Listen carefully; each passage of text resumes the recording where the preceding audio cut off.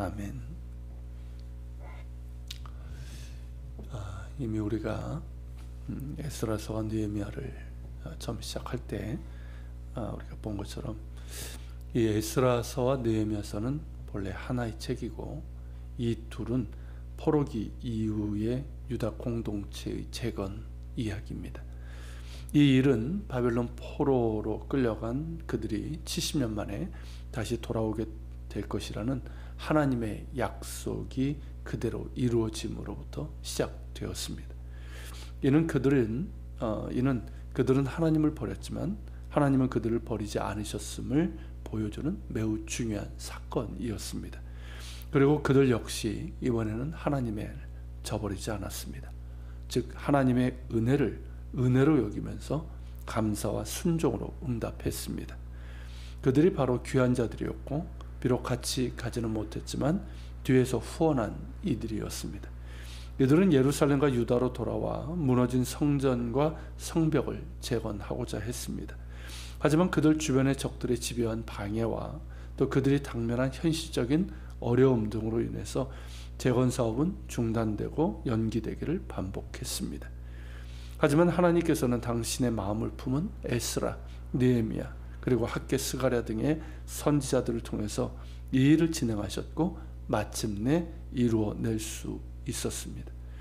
이제 성전도 솔로몬 때보다는 못하지만 완성되었고, 파괴되었던 성벽도 다시 재건되었습니다.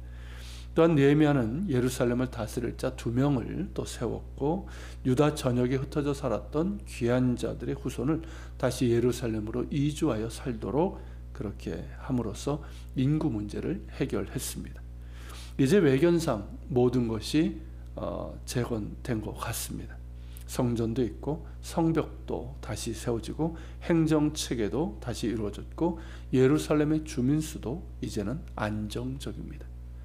하지만 이것으로 다 된 것일까요? 그렇지 않습니다. 가장 중요한 재건의 사업이 남아 있었습니다.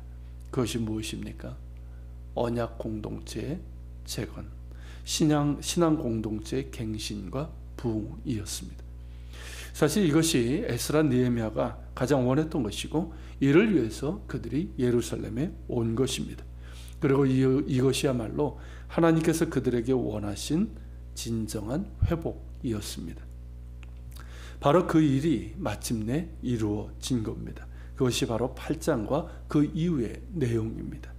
참으로 감격스러운 장면인데 1절과 2절에 보면 그때가 7째 달 초하루였다고 합니다.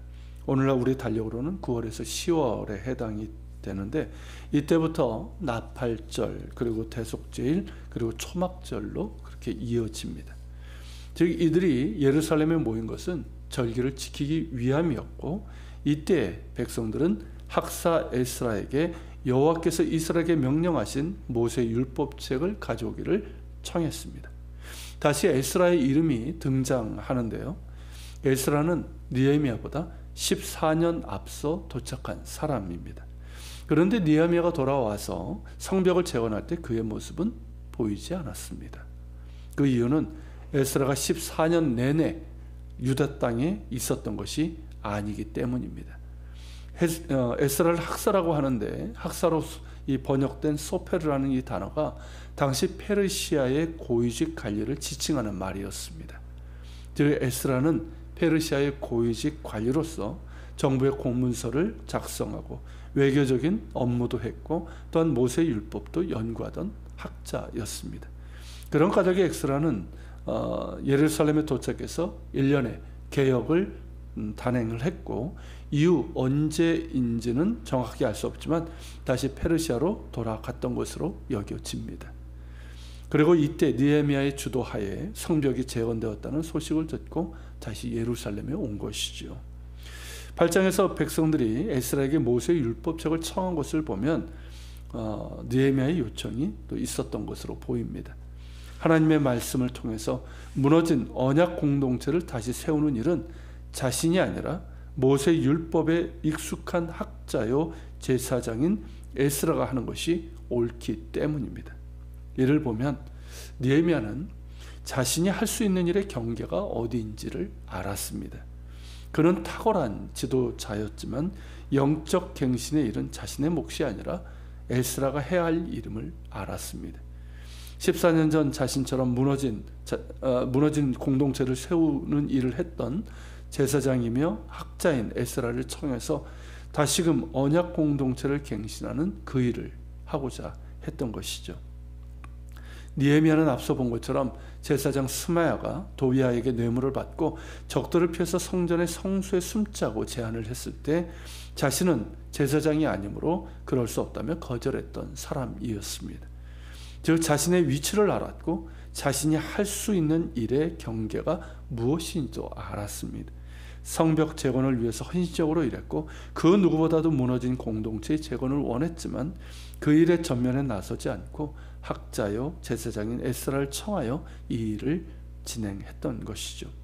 참으로 지혜롭고 겸손하고 또 협력하여 선을 이루는 리더십의 그런 모습을 보여주고 있습니다.